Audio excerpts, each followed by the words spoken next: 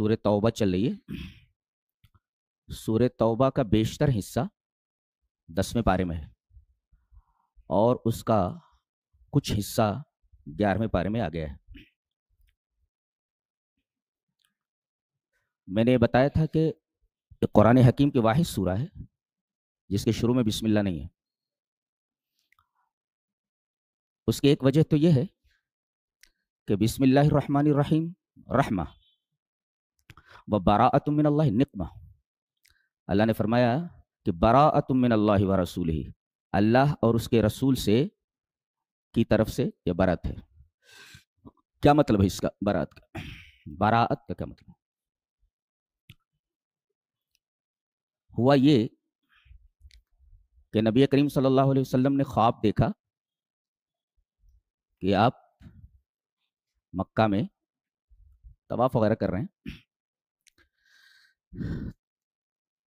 آپ نے کہا کہ مکہ چل کر کے عمرہ کر لیتے ہیں. تو تقریباً 1400-1500 صحابہ کرام آپ کے ہمراہ ہوئے. کفار مکہ کو معلوم ہوا تو انہوں نے آگے بڑھ کے حدیبیہ کے مقام پر آپ کو روک لیا. اس مقام پر ایک مسجد بنی ہوئی ہے، وہاں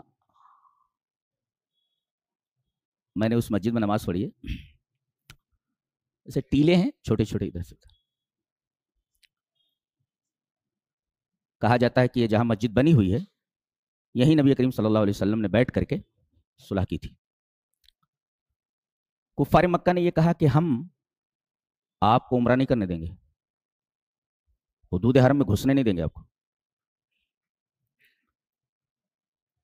ہماری 2 شرطیں ہیں، ایک تو امسال آپ کو عمرہ نہیں کرنے دیا جائے، چلے جائیے آپ یہاں سے، اور دوسرے اگلے سال آپ آئیں تو ہتھیار لے کر نہیں آئیں گے. نبی کریم صلی اللہ علیہ وسلم نے کہا کہ صلح کر لی جائے. حضرت عمر غصے میں آ گئے، کہا کہ اللہ کے رسول کیا ہم حق پر نہیں ہیں؟ کیا آپ اللہ کے رسول نہیں ہیں؟ ایسا ہے تو اتنا دب کر ہم صلح کیوں کر رہے ہیں؟ بولے یہ اللہ کا حکم ہے، یہ اللہ کی طرف سے. اب جب یہ صلح ہو گئی تو ایک قبیلہ ہے قبیلہ خزاعہ، وہ نبی کریم صلی اللہ علیہ وسلم کا حلیف بن گیا، اور ایک قبیلہ ہے بنو بکر، یہ حلیف بن گیا کفار مکہ کا. اور حلیف کا مطلب یہ ہوتا ہے کہ اس پر حملہ، سمجھے مسلمانوں پر حملہ یا کفار پر حملہ. جی. اور اس صلح کی ایک شق یہ تھی کہ 10 سال تک ہمارے اور تمہارے درمیان جنگ نہیں ہوگی. اس معاہدے کا پاس کیا جائے، اللہ پاس و لحاظ رکھا جائے. ایک عجیب بات کہی گئی، ان اللہ یحب المتقین، اللہ تبارک و تعالی متقین سے محبت کرتا ہے. جانتے ہیں آیت کریمہ کی یہ ٹکڑا وفائے عہد کے سیاق میں آیا ہے. کانٹیکسٹ کیا ہے کہ اگر وعدہ کرو تو پورا کرو. اس کا مطلب یہ ہوا ایفاء الوعدہ یدخل فی باب التقوی، کہ وفائے وعدہ یہ تقوی میں داخل ہوتا ہے. یعنی ایفاء وعدہ یہ تقوی کی قسم ہے. آدمی جو عہد کرنے کے بعد پاس و لحاظ نہیں کرتا عہد کا، وہ اپنے تقوی پر نظر ثانی کرے. جی. اس لیے کہ وفائے وعدہ، وفائے عہد یہ تقوی میں داخل ہے. اسی وجہ سے کہا گیا ان اللہ یحب المتقین، اللہ متقین سے محبت کرتا ہے. اور یہ ٹکڑا وفائے عہد کے سیاق میں آیا ہے. اس کا مطلب وفائے عہد تقوی میں سے ہے. جی. 10 سال تک ہمارے اور آپ کے درمیان جنگ نہیں ہوگی، لین دین رہے گا، ساری چیزیں رہیں گی. ہوا یہ کہ مکہ کے قریب حجیر ہے ایک جگہ، پانی وغیرہ ہے وہاں کچھ. اس مقام پر بنو خزاعہ کے لوگ موجود تھے اور بنو بکر نے ان کے اوپر حملہ کیا باقاعدہ پلاننگ کے ساتھ، اور کفار قریش نے ان کو ہتھیار سپلائی کیے. اب یہ بنو خزاعہ جو تھے یہ نبی کریم صلی اللہ علیہ وسلم کے حلیف تھے.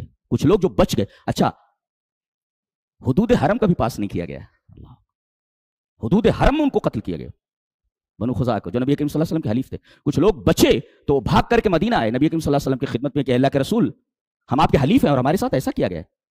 بنو بکر نے ہمارے اوپر حملہ کیا، ہمارے بہت سارے لوگوں کو قتل کیا، اور کفار قریش اس میں شامل ہیں، پس پردہ وہی لوگ ہیں. نبی کریم صلی اللہ علیہ وسلم نے حکم دیا کہ اب مکہ پر حملہ کر دیا جائے. اس سے پہلے حج کا موسم آیا تو ابو بکر اور حضرت علی رضی اللہ تعالیٰ عنہ کو بھیجا گیا کہ آپ اعلان کر دیں کہ اب اس کے بعد کوئی بھی کافر، کوئی بھی مشرک خانہ کعبہ میں داخل نہیں ہو سکتا، اور دوسرے کوئی آدمی ننگا ہو کر طواف نہیں کر سکتا. یہاں آیت کریمہ یہ ہے کہ فَإِذَا انْسَلَخَ الْأَشْهُرُ الْحُرُمُ فَاقْتُلُوا الْمُشْرِكِينَ حَيْثُ وَجَدتُّمُوهُمْ. مشرکین کو جہاں پاؤ قتل کرو. اب اس آیت کریمہ کو سیاق سے کاٹ کر، کانٹیکسٹ سے کاٹ کر یہ کہا جاتا ہے کہ دیکھو قرآن یہ تو فتنوں کو ہوا دیتا ہے، یہ ٹیرر کو ہوا دیتا ہے کہ نان مسلمز کو جہاں پاؤ قتل کر دو.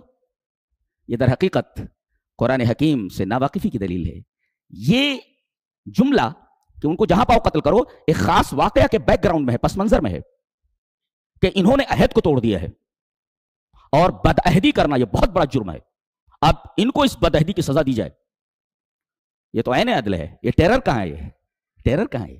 اور دوسری بات، میدان بدر میں جو لڑائی ہوئی، اس جنگ کے پیچھے، اس جنگ کی ابتدا کرنے والے خود کفار قریش تھے. میں یہ نہیں سمجھ پا رہا ہوں کہ ابو سفیان کی قیادت میں شام سے جو تجارتی قافلہ مکہ جا رہا تھا وہ تو بچ گیا تھا. مسلمان چاہتے تھے کہ اسی قافلے کو پکڑ لیں. کیوں؟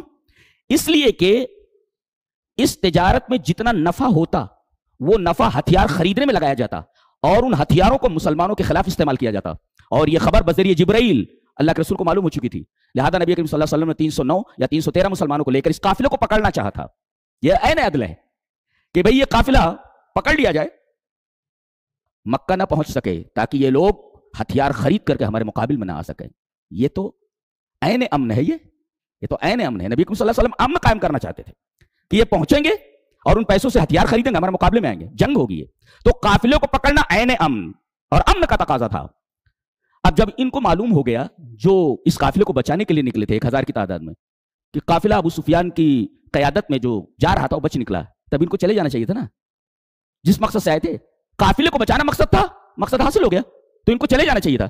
انہوں نے تکبر میں آ کر کے کہا کہ اب ہم یہاں تک آ گئے ہیں تو جب تک محمد صلی اللہ علیہ وسلم اور اس کے ساتھیوں کو اس صفحہ ہستی سے نیست و نابود نہیں کر دیتے تب تک ہم واپس نہیں جائیں گے. شرارت کس کی ہے؟ شرارت کس کی ہے؟ شرارت اور جنگ کی ابتدا کرنے والے یہی کفار ہیں. نمبر 3، مقام احد میں جو جنگ ہوئی یہی لوگ آئے تھے نا وہاں. یہ احد کہاں ہے؟ یہ تو مدینہ میں ہے. نبی کریم صلی اللہ علیہ وسلم مدینہ میں، تم مکہ سے چل کر کے اتنی دور آ رہے ہو مسلمان سے لڑنے کے لیے. تو یہاں بھی ابتدا کس کی طرف سے؟ تمہاری طرف سے، کفار کی طرف سے. خندق بتائیے، تقریباً 10,000 لوگ ہیں اور عرب کے تمام قبائل ہیں.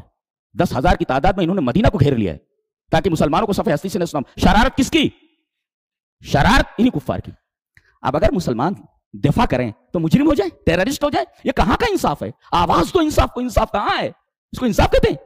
یہ تو عین عدل ہے. جہاد کا لفظ یہ ایک ٹیرر کی علامت بن گیا ہے، جبکہ یہ بہت ہی پیارا لفظ ہے. جی، جہاد 3 چیزوں سے ہوتا ہے. جہاد نام ہے استفراغ الاسع فی مدافعات العدو، دشمن کو ہٹانے میں پوری طاقت جھونک دینا، دیٹ از کالڈ جہاد. استفراغ الاسع فی مدافعات العدو، دشمن کو ہٹانے میں، بھگانے میں، اس کا مقابلہ کرنے میں پوری طاقت جھونک دینا. استفراغ الاسع، پوری طاقت جھونک دینا، اس کا نام ہے جہاد. جی، اور اس کا ایک مصدر مجاہدہ بھی ہے. یہ اصل میں فاعل یفاعل مفاعلتا وفعالا، ایسے جاہد یجاہد مجاہدتا وجہادا. جاہدہ کا دونوں یہ مصدر ہیں دونوں. جی، جہاد اور مجاہدہ. کتنی چیزوں سے جہاد ہوتا ہے؟ مدافعات العدو الظاہر، کوئی انسان دشمن ہو، وہ راستے میں آ رہا ہے، اس سے لڑنا. دوسرے مدافعات العدو الباطن، چھپے ہوئے دشمن سے جنگ کرنا. چھپا ہوا دشمن النفس والہوا، انسان کا نفس ہے، یہ بہت بڑا دشمن ہے. ان النفس لامارۃ بالسوء، اللہ نے فرمایا نفس تو برائیوں کا بہت زیادہ حکم دینے والا ہے. تو مدافعات العدو الباطن، انسان کے باطن میں جو دشمن چھپا بیٹھا ہے، اندر مارے آستین کا سانپ، اس سے لڑنا ہے، آستین کے سانپ سے جو نفس ہے. اور تیسرے مدافعات الشیطان، مدافعات العدو المبین، جو عدو مبین ہے انسان کا، کھلا ہوا دشمن. تو مدافعات العدو الظاہر انسان، مدافعات العدو الباطن النفس والہوا، اور مدافعات الشیطان العدو المبین، یہ شیطان. ان 3 سے جہاد کیا جاتا ہے. جہاد صرف جہاد بالسیف کا نام نہیں ہے. تلوار سے لڑنا صرف اسی کا نام جہاد نہیں ہے. اچھا، جہاد کے مقاصد کیا ہیں؟ 3 سے جہاد ہوتا ہے اور 3 مقاصد کے لیے ہوتا ہے. جی، 3 مقاصد میں اسے استعمال نہ کیا جائے، اس کا ایک ہی مقصد ہوتا ہے. کیا؟ انتقام کے لیے، بدلے کے لیے آپ کسی سے جہاد نہیں کر سکتے جی، انتقام کے لیے جہاد نہیں ہوتا ایک، اور دوسرے اتباع للہوا، خواہش سے دل آپ کا کہہ رہا ہے لڑنے کے لیے، آپ لڑیں گے تو یہ جہاد نہیں ہے. تو اتباع للہوا، اگر خواہش نفس کی وجہ سے آپ کسی سے لڑ رہے ہیں، دس از ناٹ جہاد، یہ جہاد نہیں. اور اگر کسی سے بدلہ لینے کی غرض سے کر رہے ہیں، ان اردت الانتقام، اگر آپ کا ارادہ انتقام کا ہے، اٹ از ناٹ جہاد، یہ بھی جہاد نہیں ہے. اور ان اردت متاع دنیا، اگر دنیا کے متاع ساز و سامان کے حصول کا ارادہ ہے، دنیا حاصل کرنا چاہتے ہیں، مال حاصل کرنا چاہتے ہیں، السلب والنہب، لوٹ مار کرنا چاہتے ہیں، تو لوٹ مار کے لیے بھی جہاد نہیں ہوتا، اٹ از ناٹ جہاد جی. تو انتقام کے لیے جہاد نہیں ہوتا جی، اتباع ہوا کے لیے جہاد نہیں ہوتا. اور اسی طریقے سے آپ مال و متاع حاصل کرنے کے لیے جہاد نہیں کر سکتے. جہاد کس لیے ہوتا ہے؟ دفع الباطل و تقریر الحق، حق کو جمع دینا اور باطل کو ہٹا دینا. آپ کے راستے میں اگر باطل آ رہا ہے تو ہٹائیں. آپ جتنی مرتبہ لڑائی ہوئی ہے، پہل کفار کی طرف سے ہوئی ہے اور مسلمانوں نے دفاع ان جہاد کیا ہے، لڑائی جی. اچھا، اس جہاد میں 3 لوگ حصہ نہیں لے سکتے، نہ لیں: الفقراء جی، والمرضى، غریب آدمی ہو جی، اور اسی طریقے سے مرضى بیمار آدمی ہو، اور الضعفاء کمزور لوگ ہوں، بوڑھے ہوں، بچے ہوں، عورتیں ہوں. تو یہ 3 لوگ جہاد میں لائیں. 3 3 3 جی، یاد رہے. 3 چیزوں کے لیے جہاد نہیں ہوتا، اور 3 چیزوں سے جہاد ہوتا ہے، اور 3 لوگ جہاد میں حصہ نہ لیں. سمجھ میں آیا؟ اس وجہ سے اللہ تبارک تعالیٰ نے کیا کیا، میں نہیں کہہ رہا، اللہ فرما رہا ہے جہاد اس لیے ہوتا ہے لعلہم ینتہون، تاکہ یہ باز آ جائیں، تاکہ یہ باز آ جائیں، تاکہ یہ رک جائیں. یعنی حق کو مٹانے کے در پہ نہ ہو، رک جائیں یہ حق کو مٹانے کے لیے. لعلہم ینتہون، رک جائیں یہ. ایسا ہے. تو کس لیے ہوتا ہے؟ آپ آگے بڑھ کر کے حق کو مٹانے کے لیے آ رہے ہیں، تو یو مسٹ اسٹاپ، رک جانا چاہیے تم کو. اس لیے جہاد ہوتا ہے، روکنے کے لیے. یو مسٹ اسٹاپ لعلہم ینتہون، رکو، رک جاؤ. لعلہم ینتہون سے کہا گیا. اللہ اکبر. پھر اس کے بعد جنگ تبوک کا بیان ہے. آپ کو معلوم ہے کہ سورہ توبہ سے پہلے سورہ انفال ہے، اس میں اسلام کی پہلی لڑائی کا ذکر ہے، بدر. یہ غزوہ ہے جس میں نبی کریم صلی اللہ علیہ وسلم شریک ہوئے. اور اس کے بعد سورہ توبہ میں آخری لڑائی جو اپنی زندگی میں آخری غزوہ کیا ہے وہ جنگ تبوک ہے. گویا سورہ انفال میں اور سورہ توبہ میں گہری مماثلت ہے. اس میں پہلی جنگ کا ذکر ہے، پہلے غزوے کا، کس میں؟ سورہ انفال میں. اور اس کے بعد سورہ توبہ آ رہی، اس میں نبی کریم صلی اللہ علیہ وسلم کی آخری جنگ کا تذکرہ ہے، غزوہ تبوک جی. اس میں ایک واقعہ بیان کیا گیا ہے کہ عبداللہ ابن ابی منافق، اس کا جو بیٹے ہیں عبداللہ، وہ مومن تھے.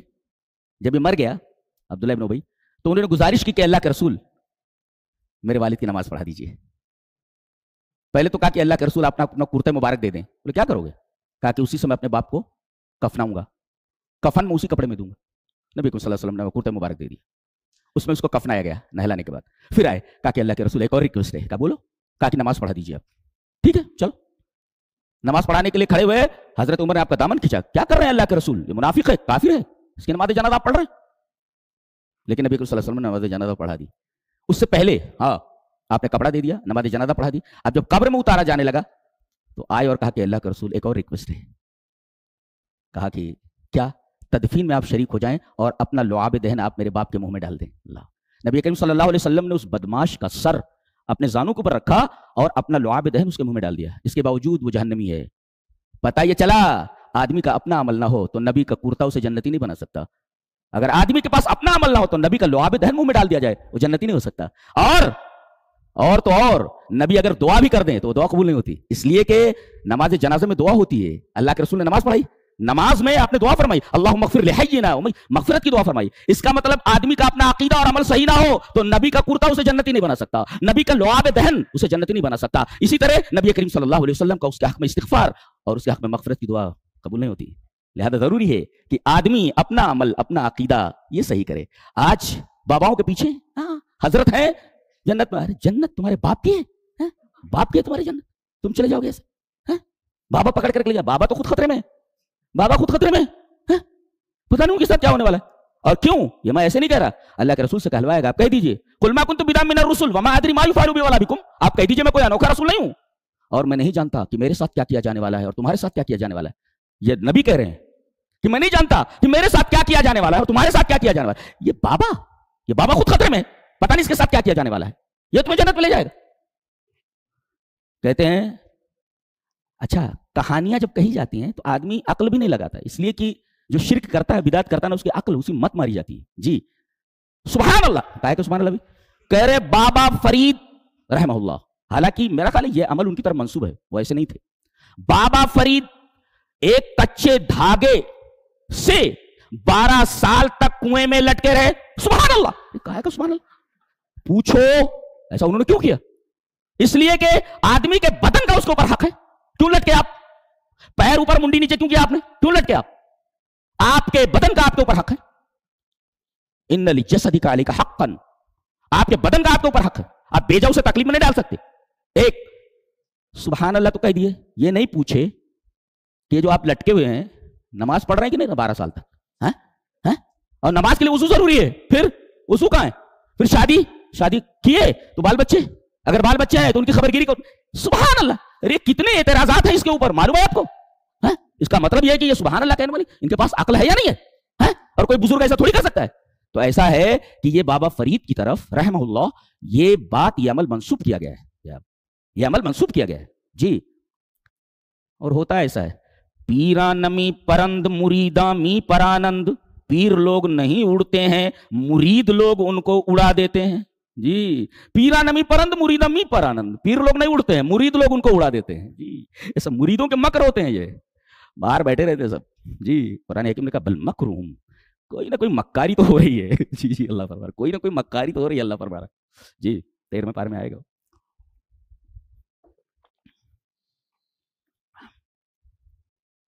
11वां पारा, इसमें 3 किस्म के मुनाफिकीन का तस्करा है।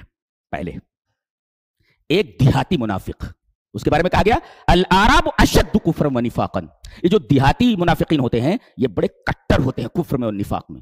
क्यों? जानवरों के साथ रहते रहते, बैलों के साथ, भैंसों के साथ, गायों के साथ, जानवरों के साथ रहते रहते, वहश के साथ रहते तो खुद वैसी हो जाते हैं। इनकी तबीयत में सख्ती आती है। गांव के लोग बिलमुकाबिल शहर के बहुत सख्त होते हैं जी, बहुत सख्त होते हैं, इसलिए कि वो जानवरों के साथ रहते हैं ज्यादा। उन्हें आदाब इज्तिमाइया और अखलाक आलिया से कुछ लेना देना नहीं होता। मॉरल वैल्यूज क्या है दे डोंट नो, मालूम नहीं उनको जी। अच्छा, ये चूंकि देहात में रहते हैं, इनका ताल्लुक उलमा से नहीं होता, लिहाजा ला इल्म हुदूद मा अंज़लल्लाह, अल्लाह ने जो हुदूद नाजिल किए हैं उनका इल्म उन्हें नहीं। क्यों? इसलिए कि जानवरों के साथ रहते हैं, ये बैलों के साथ रहते हैं, गायों के साथ रहते हैं, भैंसों के साथ, ऊंटों के साथ रहते हैं, बकरियों के साथ रहते हैं, इनका ताल्लुक उलमा से नहीं है। तो ये हुदूदुल्लाह को क्या जानिए। अच्छा, 2 किस्म के मुनाफिक और शहर के, मदीना में जो रहते थे, एक शहर के अंदर रहने वाले मदीना में जी, और एक वमिम्मन हौलकुम, मदीना के इर्द गिर्द। अल्लाह के रसूल ने फरमाया, या अल्लाह तबारक तआला ने इरशाद फरमाया कि ये जो शहर के मुनाफिकीन हैं और ये शहर के इर्द गिर्द जो मुनाफिकीन, ये इतने पक्के हैं, मरदू अला निफाक, निफाक में इतने माहिर है, माहिर, वेरी क्लेवर, और ऐसे माहिर है कि अपना निफाक बिल्कुल जाहिर नहीं करते, पता ही नहीं चलता कि ये मुनाफिक हैं जी। अपनी किसी हरकत से जाहिर नहीं करते कि इनके अंदर निफाक है जी, इतने पक्के हैं। अल्लाह ने फरमाया ला तालमुहुम नहनु नालमुहुम, आप नहीं जान सकते, नबी से कहा गया, इतने माहिर है ये निफाक को छुपाने में जी, हम जानते हैं कि मुनाफिक कौन है, आप नहीं जानते। कहते नबी को गैब का इल्म था। यहां कहा जा रहा है कि आपको पता ही नहीं है कि ये मुनाफिक हैं, ये मुनाफिक हैं, ये मुनाफिक हैं, आपको मालूम नहीं। ला तालमु, आप उनको नहीं जानते, नहनु नालमु, हम जानते हैं उनको कि वो मुनाफिक। तो ये फर्क होता है गांव के मुनाफिक और शहर के मुनाफिक। उसके बाद बताया गया कुछ देहाती होते, मोमिन होते हैं, अल्लाह अकबर, है वो अल्लाह की राह में बहुत खर्च करते हैं और अल्लाह की कुर्बत का वसीला ढूंढते हैं जी, ये है। उसके बाद अस्साबिकून अल-अव्वलून मिनल मुहाजिरीन वल अंसार, उनका तज़किरा किया गया। 2 किस्म के हैं, अंसार मदीना वाले, मुहाजिर जिन्होंने अल्लाह के लिए मक्का से हिजरत की। वस्साबिकून अल-अव्वलून मिनल मुहाजिरीन वल अंसार वल्लज़ीना तबऊहुम बिइहसान, 2 लोग हैं, एक तो मुहाजिरीन है और मुहाजिरीन में भी साबिकून अल-अव्वलून, साबिकून अल-अव्वलून का मतलब जिन्होंने सबसे पहले लपक करके इस्लाम को कबूल किया। सबका का मतलब लपक करके, हक आया लपक पड़े, जैसे जादूगर, जैसे ही हक उनके सामने आया फौरन सजदे में गिर गए, फौलक़िय अस्सहरतु साजिदीन, फौरन उन्होंने अपना स्टैंड मुतय्यन किया, अपना मौक़िफ़ मुतय्यन किया। ये कौन लोग हैं? अंसार के اصل میں یہ لوگ حج کے موسم میں آئے تھے اور نبی کریم صلی اللہ علیہ وسلم کے پاس چپکے سے خبر بھیجی کہ اللہ کے رسول ہم آپ سے ملنا چاہتے ہیں. کتنے لوگ تھے؟ 6 لوگ تھے. اس کو کہتے ہیں بیعت عقبہ اولا. مینا کے قریب ہے یہ گھاٹی. عقبہ کہتے گھاٹی کو. یہ گھاٹی جو ہے مینا کے پاس ہے. وہاں 6 لوگ تھے آئے تھے وہاں سے اور نبی کریم صلی اللہ علیہ وسلم کے ہاتھ پر بیعت کی انہوں نے. جی دوسری مرتبہ آئے تو 12 لوگ تھے, ڈبل تھے. جی یہ بیعت عقبہ ثانیہ ہے. اور تیسری مرتبہ بیعت عقبہ ثالثہ, تیسری مرتبہ جو ہے تو 70 لوگ تھے, جس میں 70 لوگ تھے غالباً اور 2 عورتیں تھیں. 70 مرد اور 2 عورتیں تھیں. یہ بیعت عقبہ ثالثہ ہے. تو ان تینوں اوقات میں جو لوگ ایمان لائے وہ السابقون الاولون من الانصار, یہ انصاری ہیں. یہ مدینہ سے آ کر کے انہوں نے سب سے پہلے اسلام کو قبول کیا. نبی کے ہاتھ پر بایعوا محمدن صلی اللہ علیہ وسلم, نبی صلی اللہ علیہ وسلم کے ہاتھ پر بیعت کی.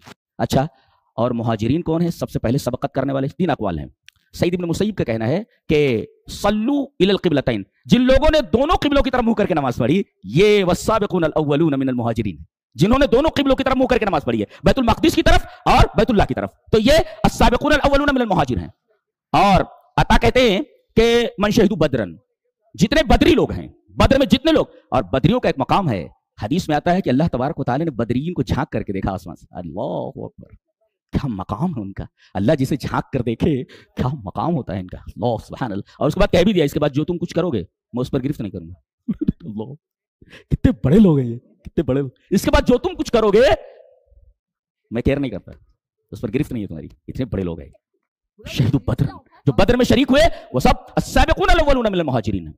اور بعض لوگوں کا یہ کہنا ہے کہ جن لوگوں نے بیعت رضوان کی ہے, جی یعنی صلح حدیبیہ میں جو لوگ شریک تھے جس کا ذکر ابھی آیا, سب کے لیے. اچھا, تو یہ 3 لوگ ہوئے. کون لوگ؟ السابقون الاولون من المہاجرین 1, السابقون الاولون من الانصار 2.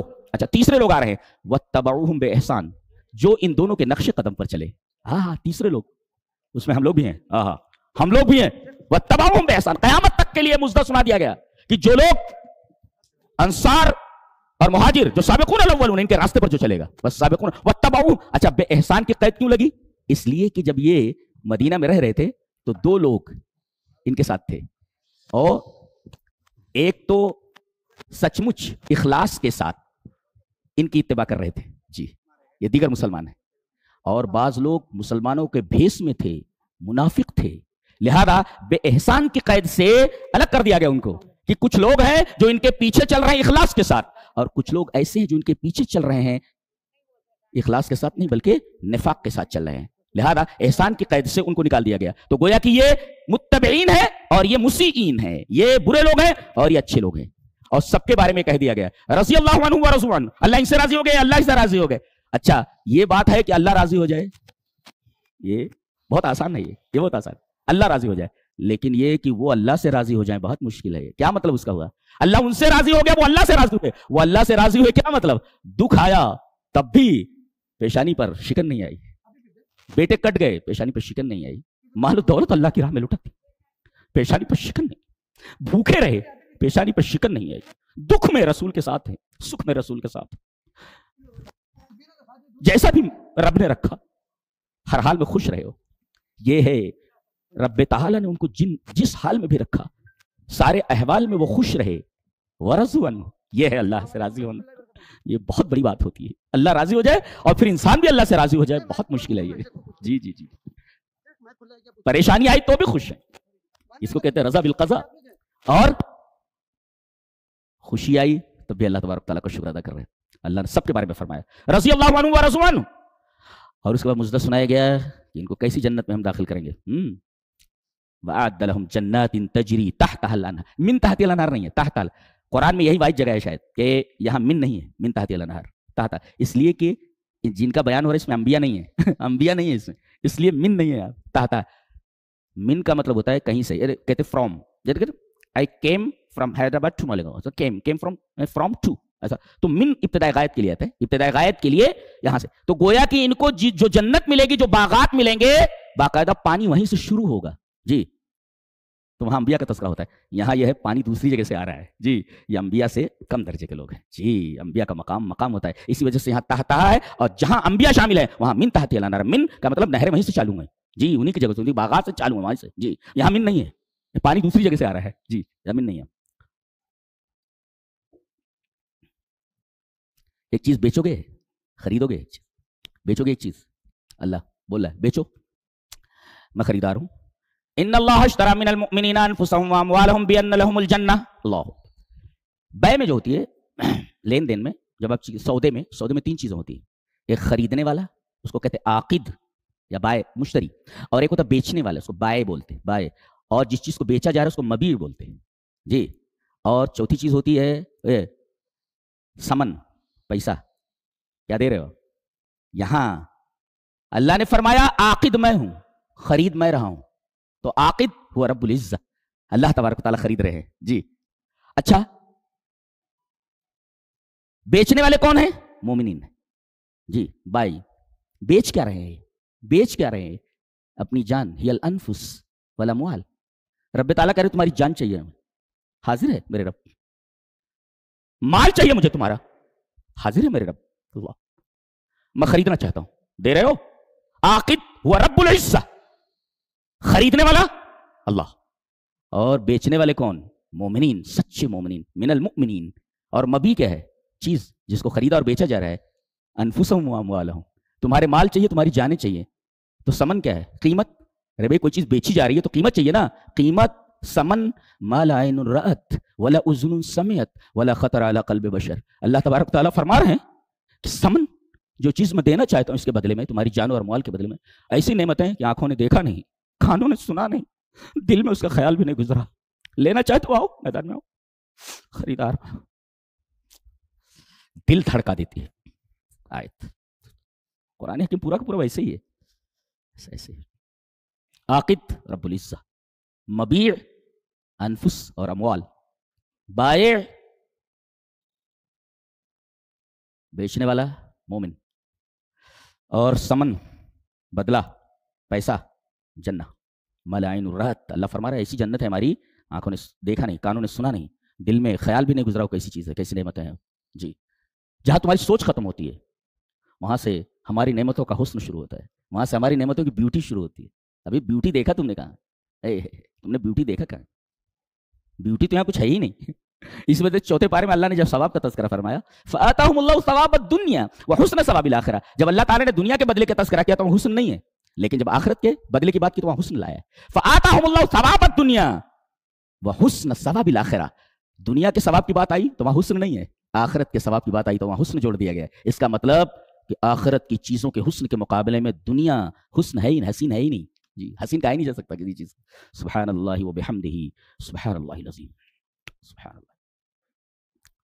اس پوری سورہ کریمہ میں 17 مرتبہ توبہ اور اس کے مشتقات آئے ہیں. میں نے یہ بتایا کہ اس میں تذکرہ ہے مشرکین کا, تذکرہ ہے کافرین کا, تذکرہ ہے ان عیسائیوں کا جو کہتے ہیں کہ عیسیٰ علیہ السلام اللہ کے بیٹے ہیں, یہودیوں کا تذکرہ ہے جو کہتے ہیں کہ عزیر علیہ السلام اللہ کے بیٹے ہیں, اور آگے چل کر کے ان علماء کا تذکرہ ہے, ان مولویوں کا تذکرہ ہے جو حرام خور ہیں, جو حرام طریقے سے لوگوں کا مال کھاتے ہیں. کثیر من الاحبار والرہبان لیاکلون اموال الناس بالباطل, علماء ہے. اور دوسرے نمبر پر رہبان ہے, بابا لوگ ہیں, بابا, حرام خور مولوی, حرام خور بابا, یہ دونوں کے دونوں موجود ہیں. اور تیسرے منافقین, منافقین کا تذکرہ 55 مرتن, 55 مرتبہ تذکرہ آیا ان کا اس پوری سورہ کریمہ میں جی. اور اس کے بعد تیسرے ہیں مسلمان. کیسے مسلمان؟ جن کے کچھ گناہ بھی ہیں اور جن کی کچھ نیکیاں بھی ہیں. خالۃ عمل صالح وآخر سیئ. اللہ تبارک تعالیٰ نے فرمایا اگر یہ سب توبہ کر لیں تو سب کو معاف کر دیتا ہوں. 17 مرتبہ توبہ اور اس کے مشتقات ہیں جی. اتنی مرتبہ توبہ کا ذکر کسی سورہ میں نہیں ہے جتنا سورہ توبہ, اسی لیے اس کا نام سورہ توبہ رکھا گیا. اچھا توبہ 3 طریقے کی ہوتی ہے, 3 چیزوں سے توبہ ہوتی ہے. گناہ کر لے آدمی, زنا ہو جائے, چوری ہو جائے یا کوئی اور چیز, اس کو کہتے ہیں گناہ سے توبہ. اور ایک ہوتا ہے تذکرہ, اس میں ایک گناہ اور ہوتا ہے جس سے توبہ ضروری ہے. وہ گناہ کون سا ہے؟